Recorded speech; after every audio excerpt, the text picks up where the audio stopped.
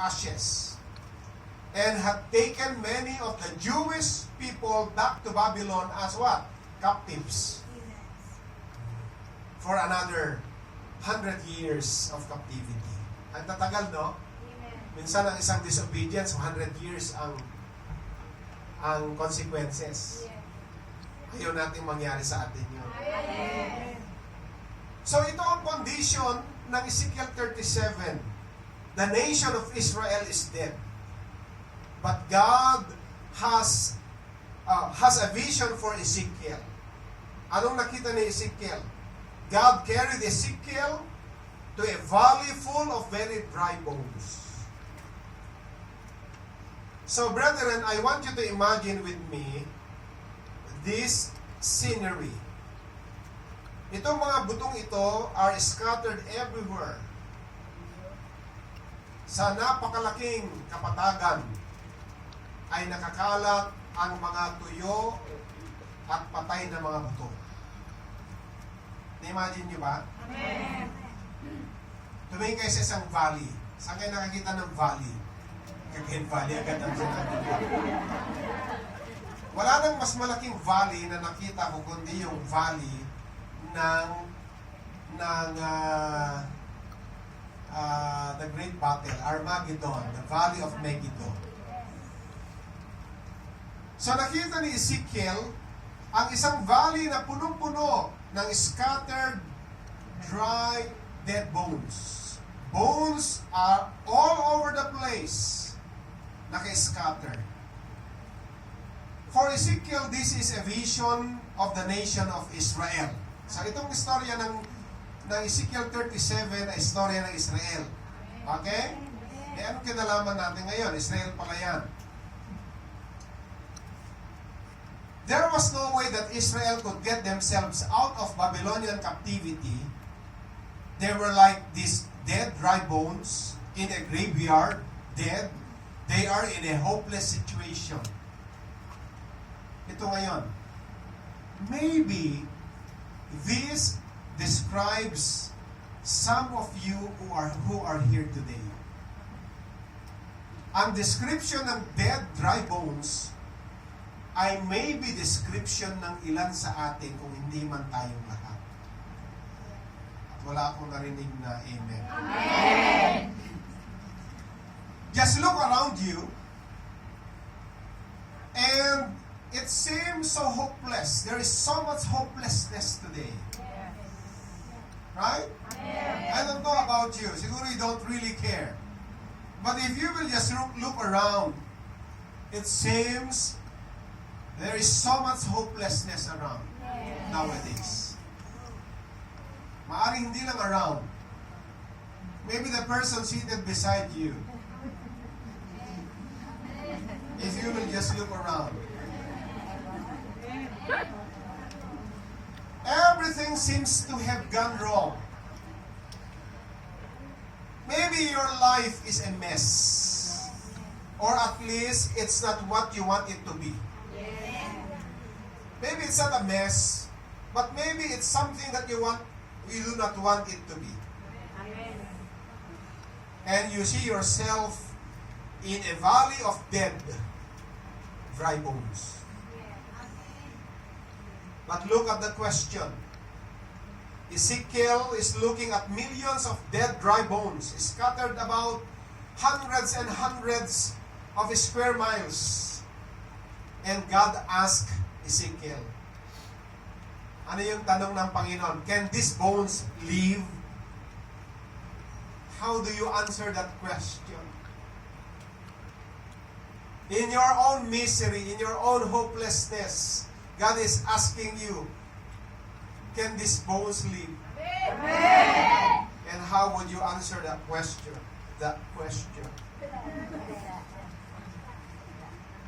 When you look at your situation, and all you see is the valley of dead, dry bones, you don't see much hope, do you?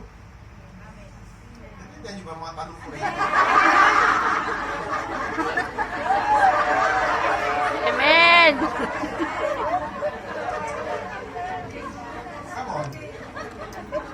It's hard to imagine Those dead, dry bones having life. Alam ko po, may mga mess tayo sa buhay, may mga hopelessness tayo, and sometimes we just walk according to the order of the day. Parang nasanay na tayo. What's new? Pag nasa gitna ka ng isang miserable o isang kaguluhan, what's new? Parang wala ka ng desire. That's why the Lord keep on asking, can these bones live? Yung hopelessness, pwede ba bang magkaroon ng hope? O yung misery, pwede pa bang magkaroon ng ministry? Because out of your misery comes your ministry. Your mess is your message. Your test is your testimony. And your trials is your triumph. Oh.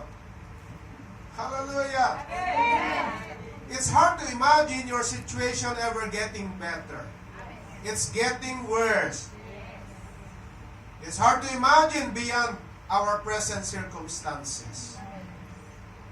Israel had been taken captive by Babylon. Ezekiel cannot see much hope for his people. But he answers God's question. Nung tanungin siya ni Lord, can these bones live? Ezekiel in return said, I do not see how. If they do, it will be up to you, Lord. Amen. In other translation, yan ang sagot ni Ezekiel. It's up to you, Lord. For the dead, dry bones to live again, it's up to you, Lord. Amen. Hallelujah. It's up to you. Ezekiel is telling God that God is in charge. Amen. It's up to you. Yan ang ibig sabihin ng God is in charge. Up to you, Lord. Ano sa Tagalog yun? Porme sa'yo. Di bahala ka na. Kita niyo na, bahala ka na. Salitang natin, bahala ka na. Porme sa'yo, Panginoon. At yung response ni Ezekiel is actually telling, Ezekiel telling God that, Lord, you are in charge. Amen. God, you are in control. Amen. That's why God is bringing you into a situation that you do not have any control. So that you can understand that God is in control. Amen. Mga linya ni Misha. Nabasa niyo ba yun? Amen.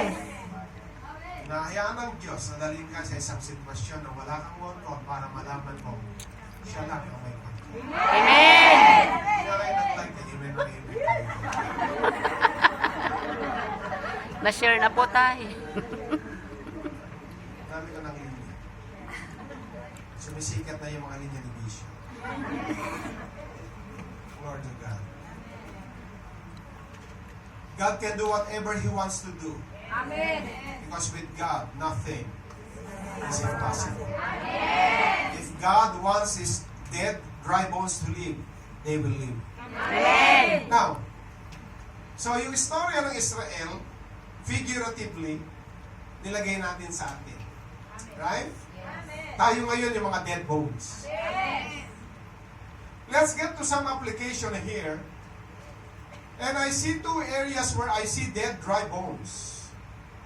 One, in the life of the church. Two, in the life of the lost. Amen. Dalawa po yan. First things first, in the life of the church. What kind of bones do we see in the church today? Tingnan lang natin itong mga klase ng mga dead, dry bones sa church ngayon.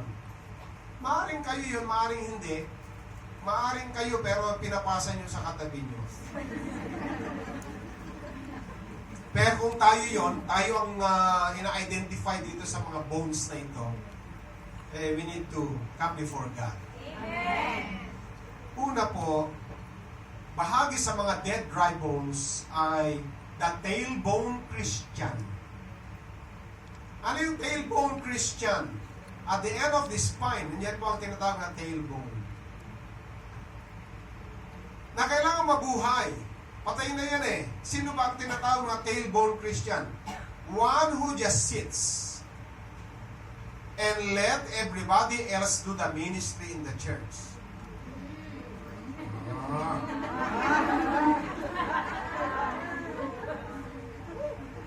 Sabi natin, prophesy ngayon eh. Prophesy to the dry bones. To the dead dry bones. Ang unang bone na nakita natin ay tailbone.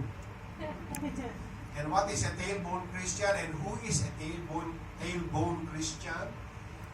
A Christian who just sits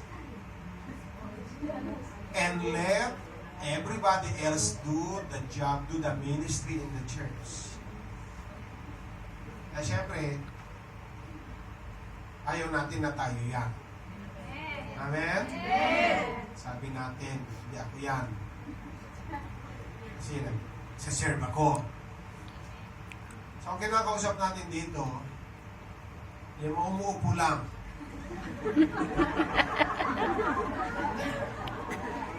Amen. Kung anong ginagawa.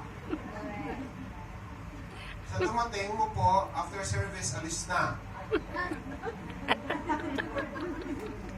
You're a part of the family. Hindi ako Alam yun. nyo, nung ako'y bata, ako'y na-assign maglinis. Sabado po yung araw naglinis sa bahay. Pag ako ang schedule, palalabasin ko lahat ng miyembro ng pamilya. Kasi ayaw kung may nakatingin habang naglilinis ako. Kaya tanghali na kaming kakain yan kasi hindi sila makapasok. Hindi lang, yan lang kayo. Ako maglilinis. Basta mga attitude ko dyan, gusto pag gumalaw mo, galaw lahat. Di ba? Parang gano'n. Eh, tandaan nyo naman, wala kayong serbisyo sa Panginoon na nasasayang.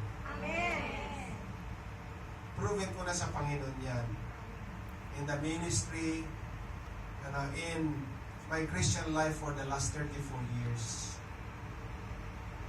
Tama. Ano na ba ngayon? 89? 35 years. No, 2019 ngayon. 35 years na pala. And 31 years in the full-time ministry. And I am still so much in love with the Lord that I'm willing to serve Him to the last breath. Amen. Kasi kung hindi ka magsiserve, when I say serve, hindi full-time lang agad yan. Maaaring full-time pero hindi kayo kinakailangan. Kasi kung sinave ka na wala ka rin gagawin, sana nung sinave ka pagkatapos ng salvation mo, kinuha ka na niya agad.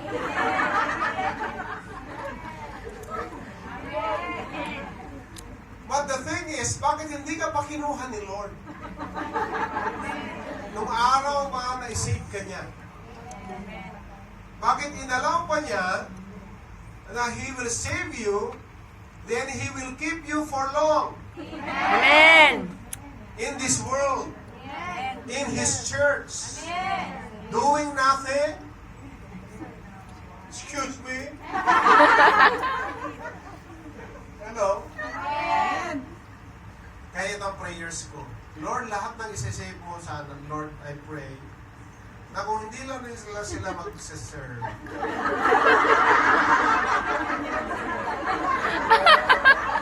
pwede bang kunin mo na sila.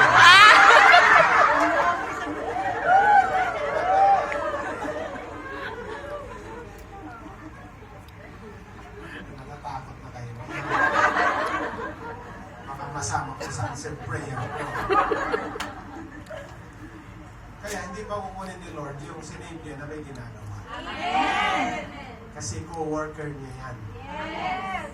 Right? Hindi ko sinasabing pampahaba ng buhay ang service. Please don't misunderstood me. Yes.